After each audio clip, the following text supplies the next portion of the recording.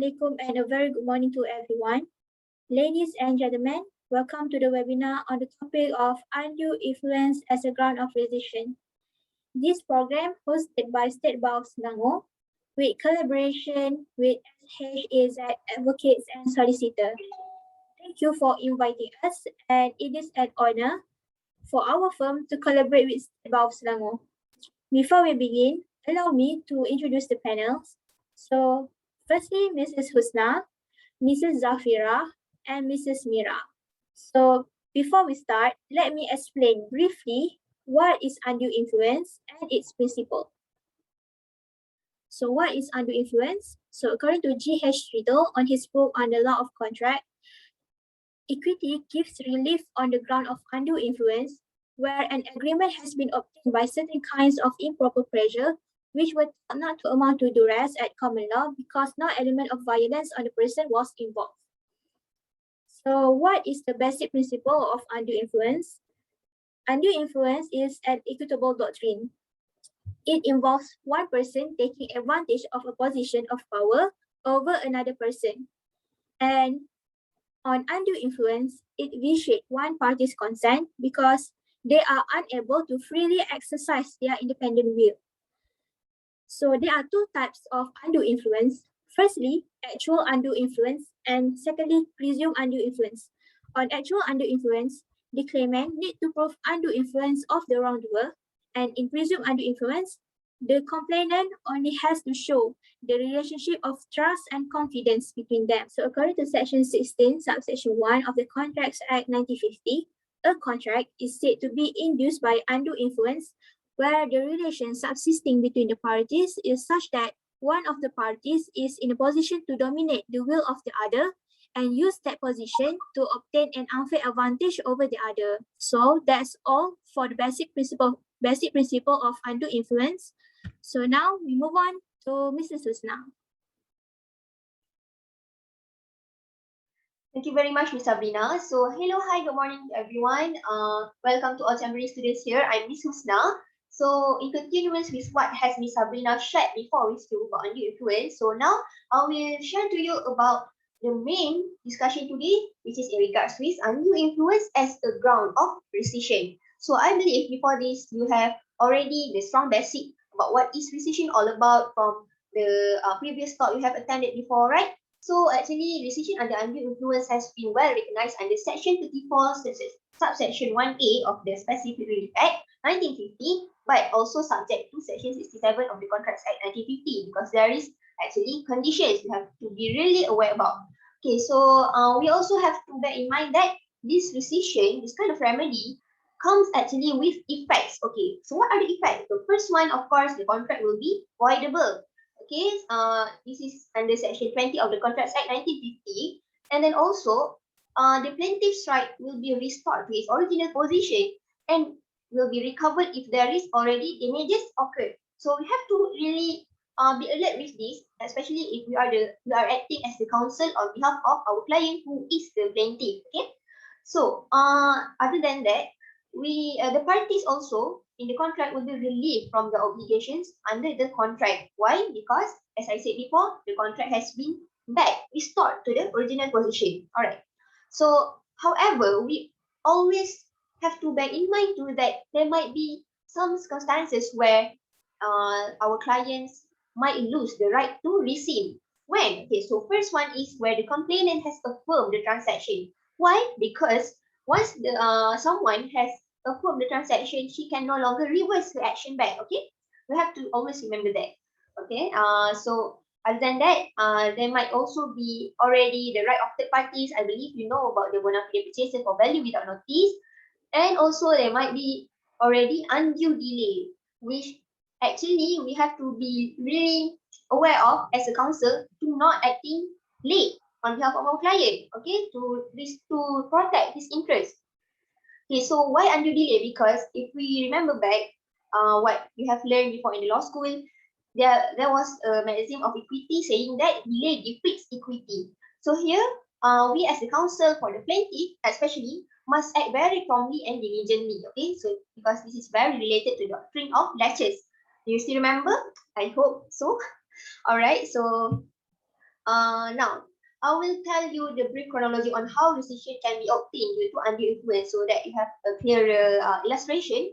So first, in cases of undue influence, if the claimant has successfully proved that the respondent has traded a dominant position against him and all the elements of undue influence has been fulfilled, now the burden of proof is shifted to the defendant. Okay, this is provided under section 16, subsection 3A of the Contract Act 1950, whereby the defendant here may rebut the presumption of the plaintiff. Okay, due to two grounds. Okay, the first one, the plaintiff actually may have an independent legal advice. Okay, you have to remember that. Be very careful.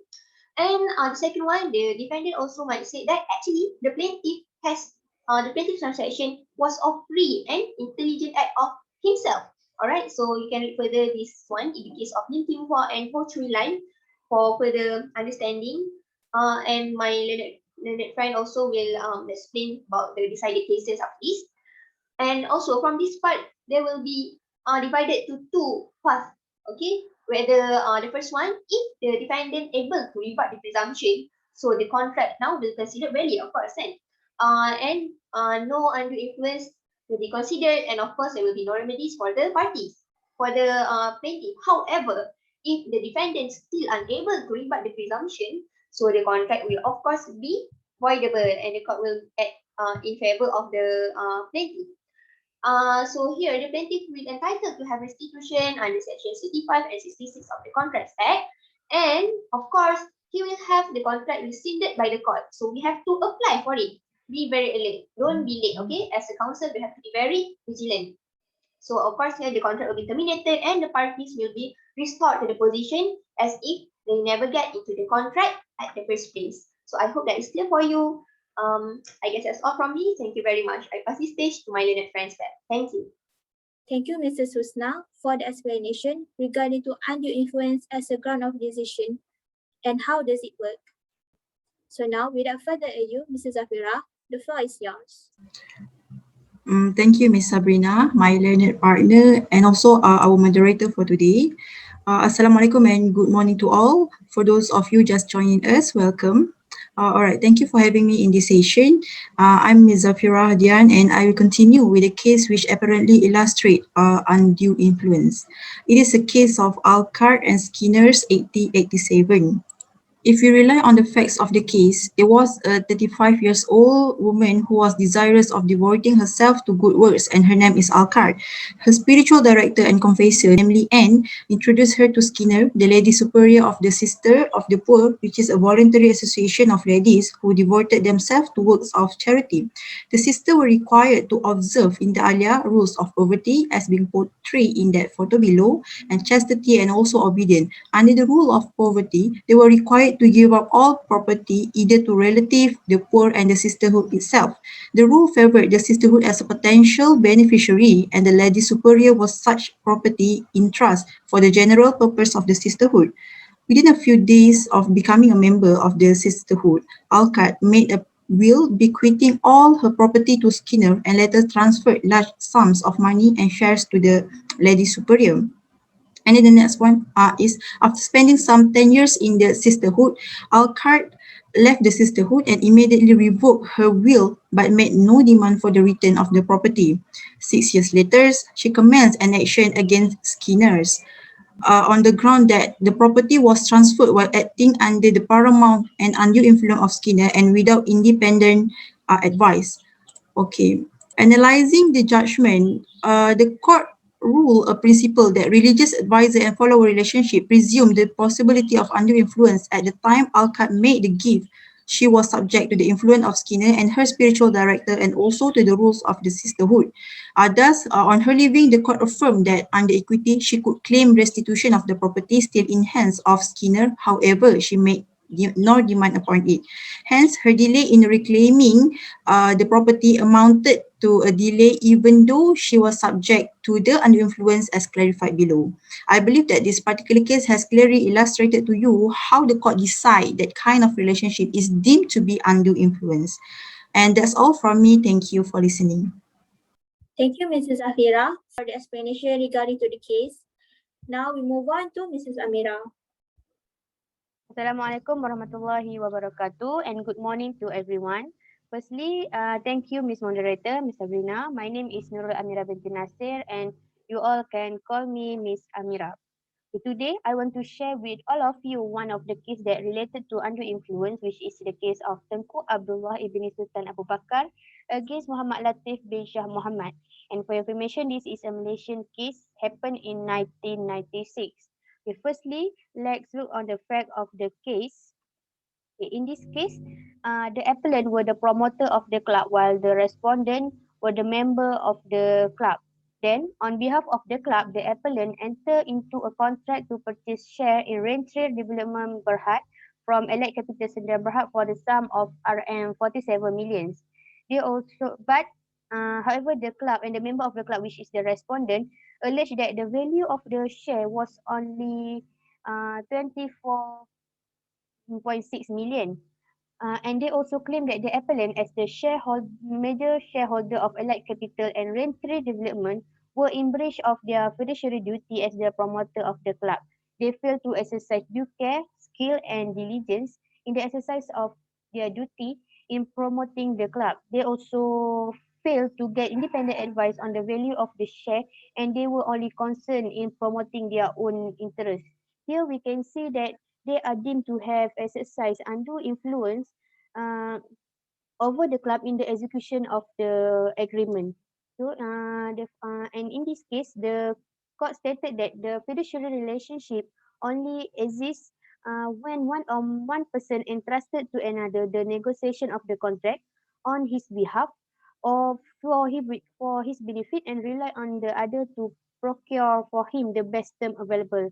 And in this case, uh, it was held that there was undue influence based on the fiduciary relationship between the appellant and allied, and the usual remedy by which an innocent party may relieve himself of all his obligation under a contract procured by under influence is rescission. However, in this case, the Court of Appeal observed that the grant of rescission as a sole remedy would cause grave injustice because restitution in integram would cause unjust enrichment. Therefore, rescission was refused in this case, but instead the alternative form of relief were granted. I think that's all for the sharing of the case. I hope you all can understand well the two cases that my partner and I have shared. That's all from me. Back to you, Ms. Moderator. Thank you. Thank you, Mrs. Amira, for the explanation regarding to the case. Ladies and gentlemen, unfortunately, we come to the end of our webinar. We would like to say thank you again to panel for the informative and interesting talk and to audience for active participation. Hopefully, the webinar will be beneficial for everybody. Thank you for your attention. Assalamualaikum warahmatullahi wabarakatuh and stay safe.